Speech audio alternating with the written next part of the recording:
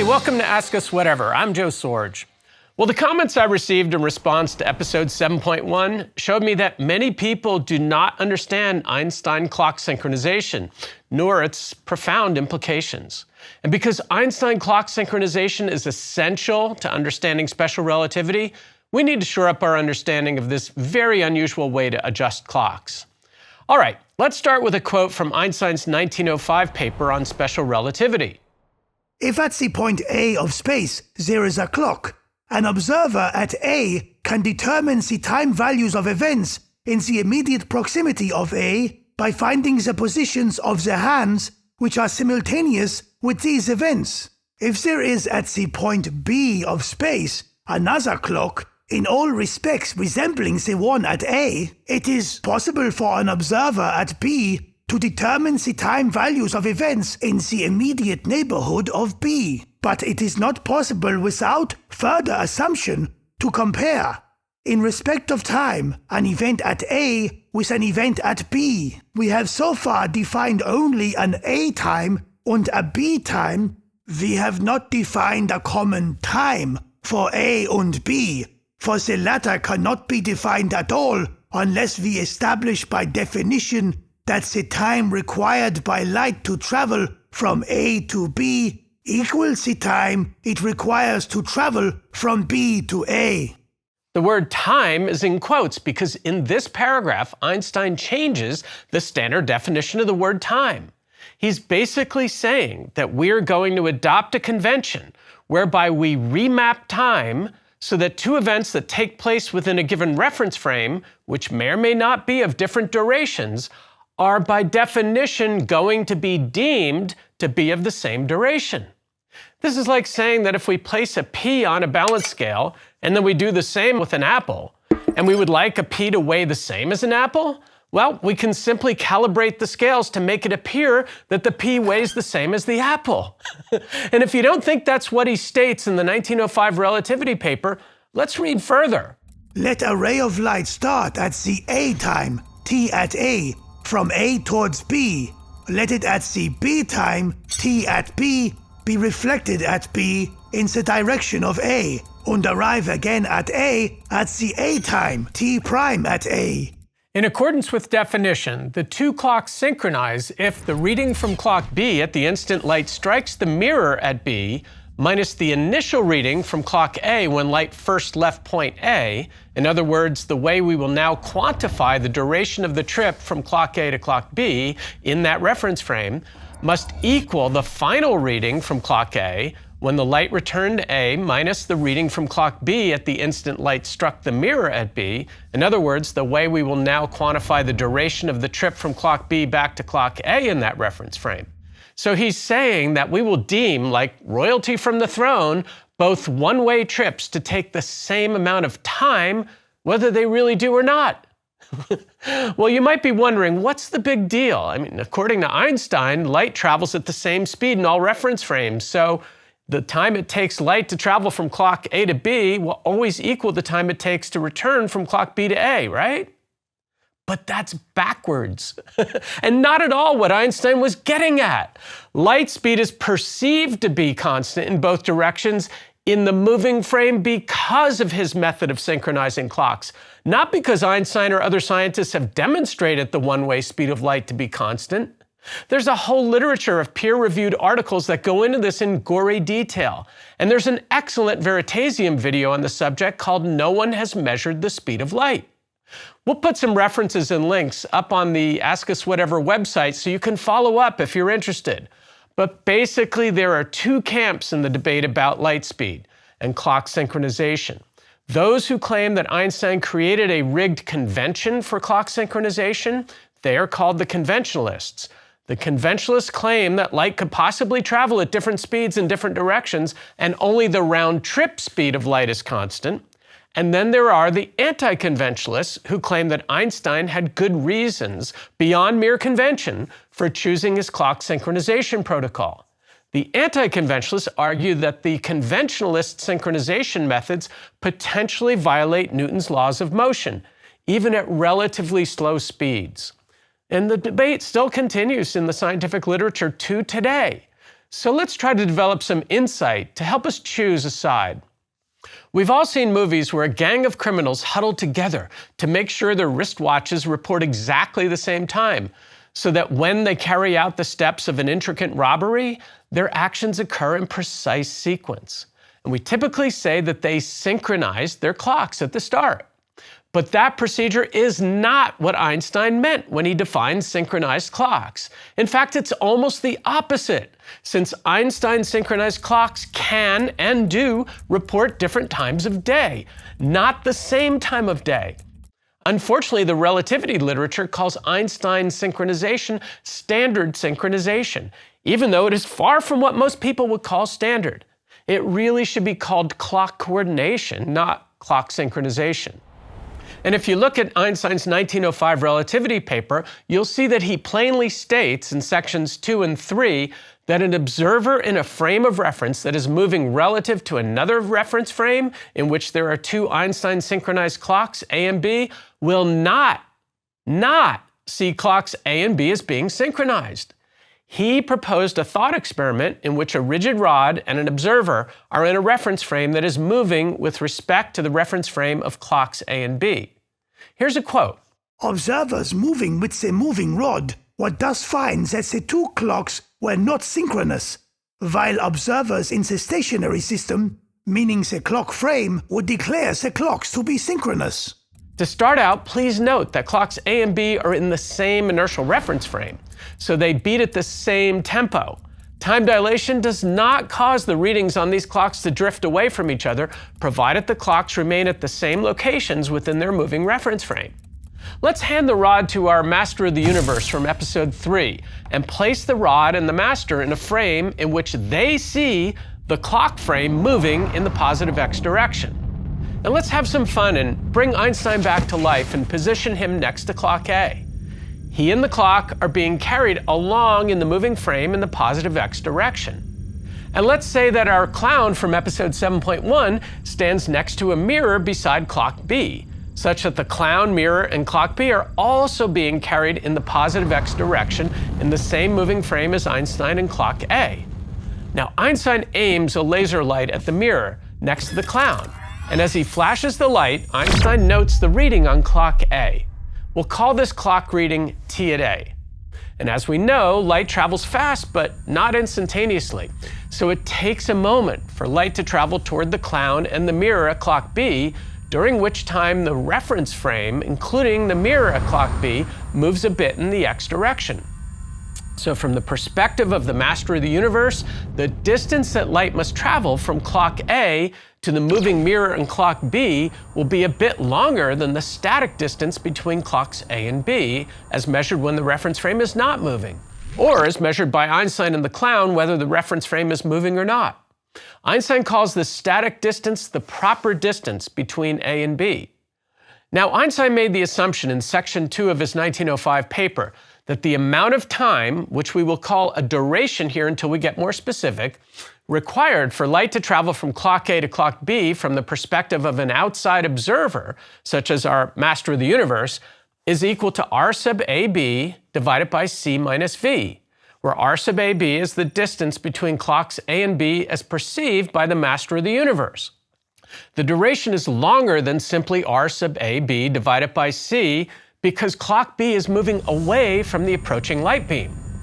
This formula, straight out of Einstein's 1905 paper, makes a few profound statements. The first is that according to Einstein, light travels at speed c within some frame.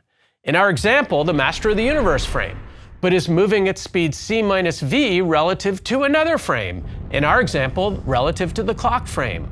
In other words, a light ray traveling at speed c in some light ray frame and in the same direction as the moving reference frame will be moving at speed c minus v relative to that moving reference frame. And that the duration of time required for light to travel a distance r sub ab through that reference frame as it moves will take longer if the reference frame is moving at speed v in the same direction as the light ray, all as observed by someone in another reference frame, such as by the Master of the Universe. Likewise, if the light travels opposite to the direction of motion of the moving reference frame, Let's say from the mirror at clock B back to clock A, Einstein states that the time required to make that return journey will be, from the perspective of the master of the universe, the distance between clocks A and B, r sub AB, divided by speed c plus v. This is because clock A is now moving toward the reflected light ray as compared to when clock B was moving away from the original light ray. Again, Einstein makes a profound statement with this formula, that a light ray traveling opposite to the direction of a moving reference frame will travel at speed c in some frame, but will interact with the moving reference frame at speed c plus v. And so the journey from the mirror at clock B back to clock A will be of a shorter duration than the journey from clock A to clock B. Did you hear that? Shorter duration. i.e., according to Einstein's formula, right out of his 1905 paper, it takes less time for light to travel the very same distance from clock B back to clock A.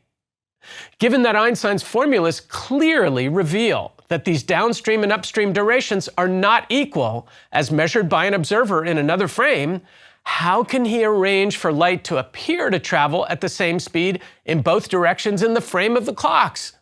Well, the trick is in what he does with the clocks. Einstein states in section 1 of his 1905 paper, "It is not possible without further assumption to compare, in respect of time, an event at A with an event at B."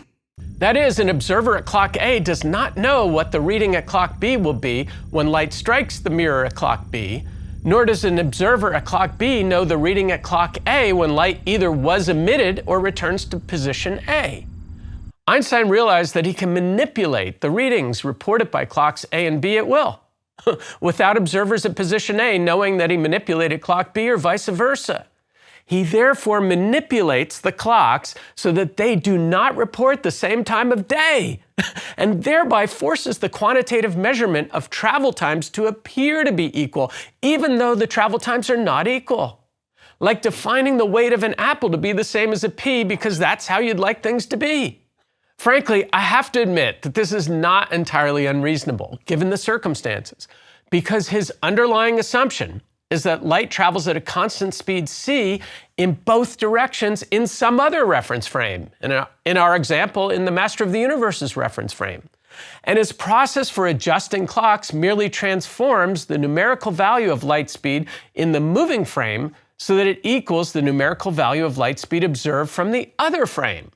So if you wish to perform physics calculations in the moving frame, Einstein's transformation allows your formulas to use the speed of light as observed by the Master of the Universe rather than as observed by you in the moving frame, which says something about Einstein's respect for the universality of the frame in which the Master of the Universe resides.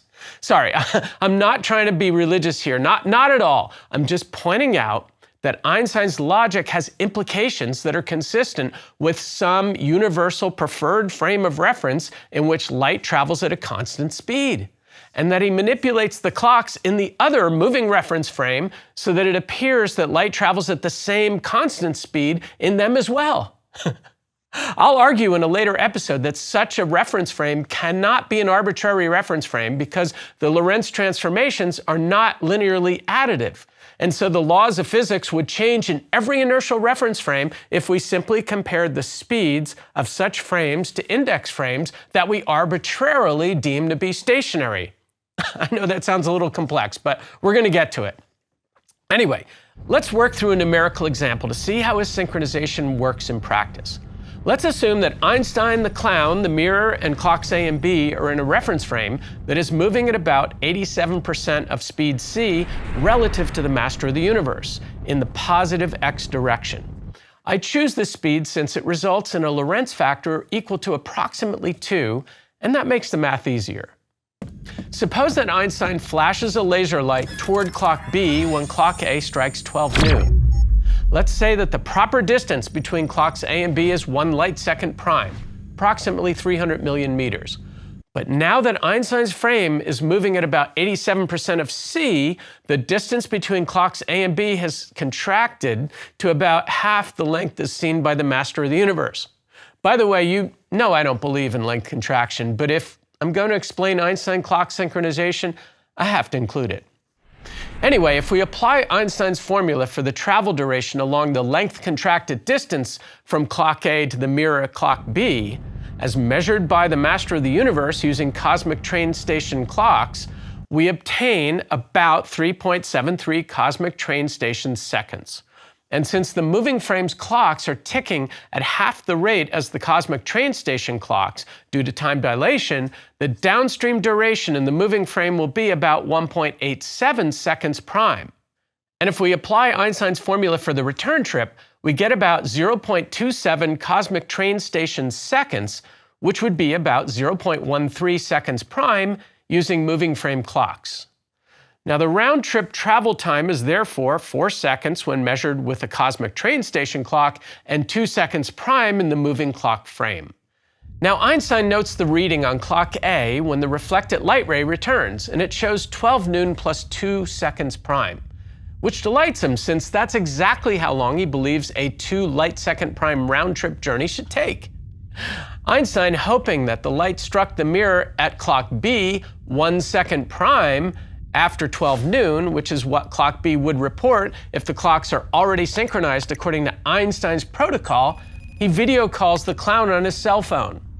Hey, Dingbat, what time did clock B show when my light hits the mirror? Nice outfit you're wearing. You're joking, no? Do I look like the kind of guy who would joke? Okay, enough with the riddles. What time was on the clock when the light struck the mirror? My talents are completely underappreciated. 12 noon plus 1.87 seconds prime. Scheiße! Whoa, he's got a temper. Recall, according to Einstein's equation, he must somehow make the difference in clock readings for the downstream trip from A to B equal the difference in clock readings for the upstream trip from B back to A. If the clocks are synchronized the way he likes it, then T at B should equal T at A plus 1/2 the round-trip travel time, which means that he needs to reduce the time difference calculated for the downstream trip from 1.87 seconds prime to 1 second prime, and he needs to increase the time calculated for the return trip from 0.13 seconds prime to 1 second prime. Push clock B's time back 0.87 seconds prime, and we'll do it again. You ask a lot from an underpaid guy in a clown suit. I really don't have time for this. No, I thought you were the guy who's in control of time. Very clever. Thought you'd never notice. Enough. Let's just get going. So now, after the clown has adjusted clock B to read 0.87 seconds prime earlier, and 1 minute has passed, we see that clock A reports 12 noon plus 1 minute prime, and clock B reports 12 noon and 59.13 seconds prime. Clocks A and B now report different times by 0.87 seconds prime. Okay, we start again at 12:02.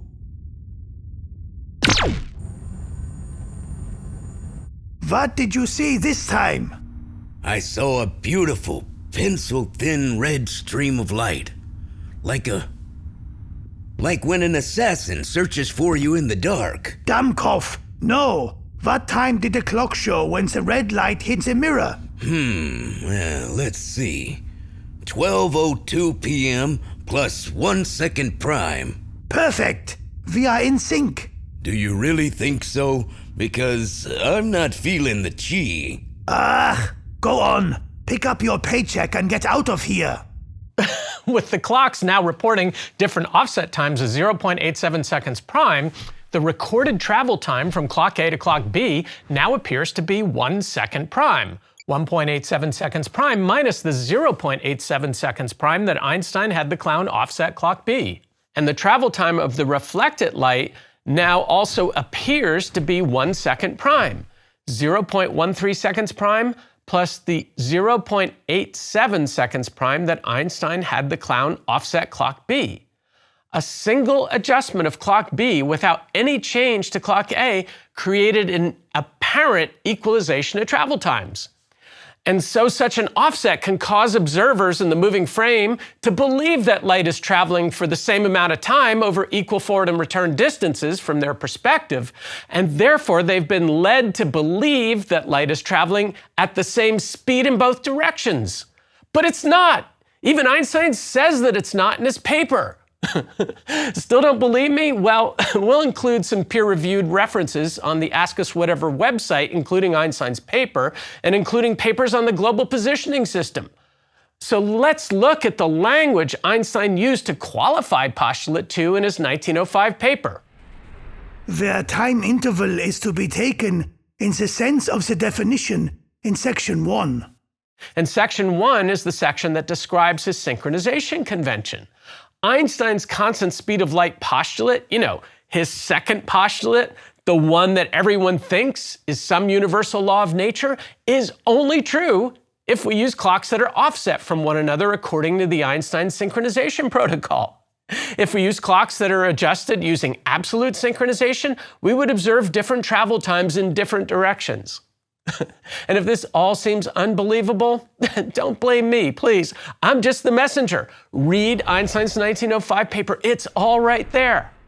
All right, I have to say before we conclude that unless you understand that this method of clock synchronization is baked into the Lorentz transformations in what I referred to in episode 7.1 as the clock synchronization term, then you cannot possibly understand the implications of the Lorentz transformations, nor what is really being claimed in Einstein's special theory of relativity. And if you care about this, then go back and read the 1905 paper and look at the Lorentz transformations, because it'll all come together. All right, that's it for now. As promised, I'll show that special relativity becomes even less consistent in the next couple of episodes, where we'll derive the relativistic velocity addition formula and then show how the formula governs clock readings in the slow clock transport model. All right, please write questions in the comments section below. I'm Joe Sorge, and thanks for watching.